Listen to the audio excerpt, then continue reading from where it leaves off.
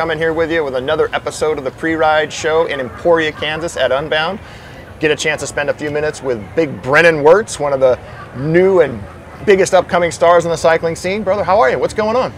Good, yeah, happy to be back here. I'm excited about hopefully some cooler temperatures tomorrow. I see we got we're acclimatizing to the heat here. Exactly. I was up early this morning on a little memorial ride for Mariah, and you know, it was freezing cold this morning, so I'm trying to stay warm. And that's a little bit of, I've been watching you over the social. That's been a part of the plan here for a while, right? You've been training like that and more gear and hotter weather to get used to this, in race in particular? Yeah, training in the Bay Area, like this time of year, it's pretty tough to get ready for heat because we have a lot of fog. Like the fog just comes in almost every day, and it's usually like 50, 60 degrees. So preparing for weather like what we had in Gravel Locos or what we had here last year is pretty tough. So yeah, try to layer up, spend a little time in the sauna here and there every once in a while whenever I can. Any other specific training modules that you're doing? Obviously it's more longer.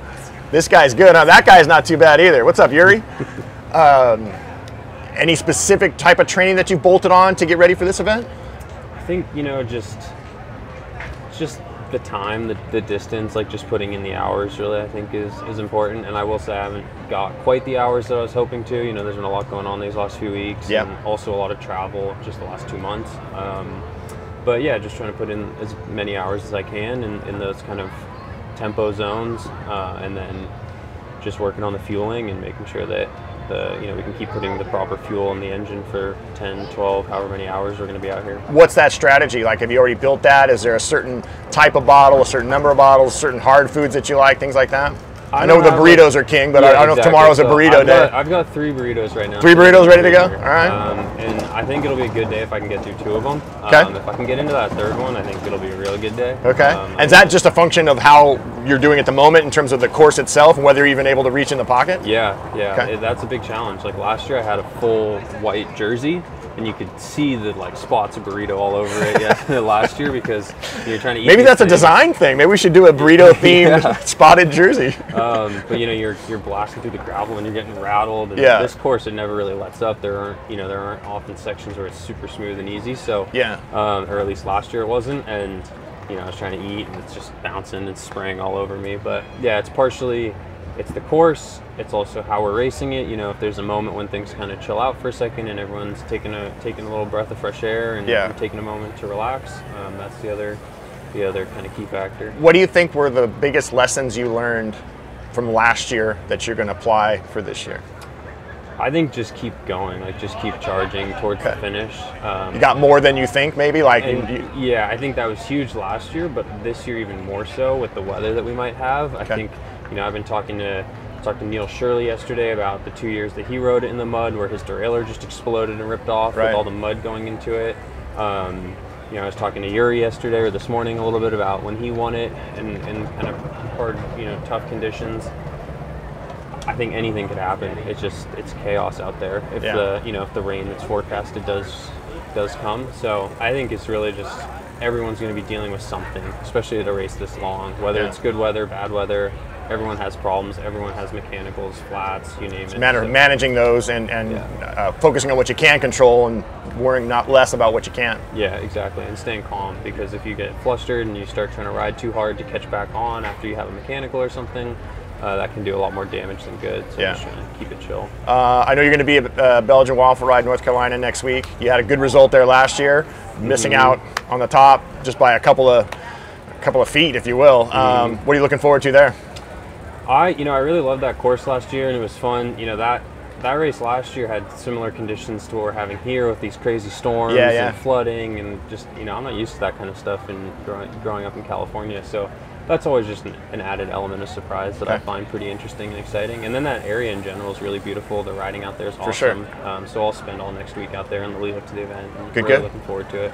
Well, we're looking forward to it too. I know that Pinarello launched the brand new bike yesterday. Can we put it up in the stand and check your rig? Absolutely, yeah. It's a wonderful bike. Let's check it out. Let's do it. Watch your head. All right, we got Brennan's bike up here in the stand. We went to the launch party yesterday. This brand new, beautiful machine just rolled out by Pinarello. Brennan, tell us about it. This thing looks awesome. Looks fast just sitting here in the stand. So this is the brand new Pinarello Grevil F, and one of the main new key features to this bike is the full internal routing up in the front end here. So everything is integrated. The hydraulic lines for the brakes are all running through the headset and down into the frame.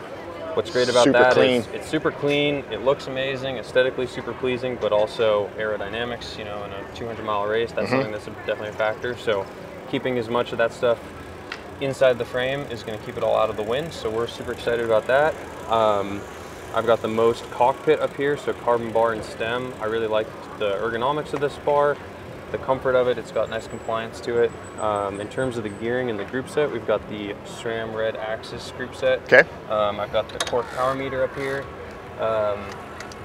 just so I can, you know, measure my efforts, make sure that I'm not getting too ahead of myself here. What's your gearing choice? I've got a 46 tooth chainring, and then I've got the Explorer rear derailleur and cassette with the 1044 ratio. We've got the brand new ceramic speed pulley wheels for that derailleur. I'm going to head over to their booth just after this, and they're going to fully optimize the chain and work a little ceramic speed Danish magic on the chain. Love it. So we'll be rolling hopefully as smooth as possible. I know you got these bomb-proof Envy wheels on here. Okay. These are the brand new, also just released SES 4.5 wheels from Saw Envy. that. Yep. Really love those. You know, I'm a bigger guy, so I don't get pushed around as much in the crosswind as some of the other riders, so I went for the deeper option. I was going to say you got a much deeper, Yeah, just to, again, try to optimize for aerodynamics, especially if we're going to have any sort of tailwind, tail crosswind coming back into the finish. It's really, you know, when the wind starts coming from the side, they pick up and start to sail and can really get some good speed going. I know you're a fan of the slicks too. This looks pretty close to slick. What's up with the tire choice? Yeah, so we've got the Rene Hurst Snoqualmie Pass, and that is their 44 millimeter slick tire. It's got this kind of herringbone file tread on there, but effectively a slick. They roll super fast. These are the Endurance Plus casing, so they're going to be a little bit more durable. Obviously the Flint Hills are known for their super sharp rocks.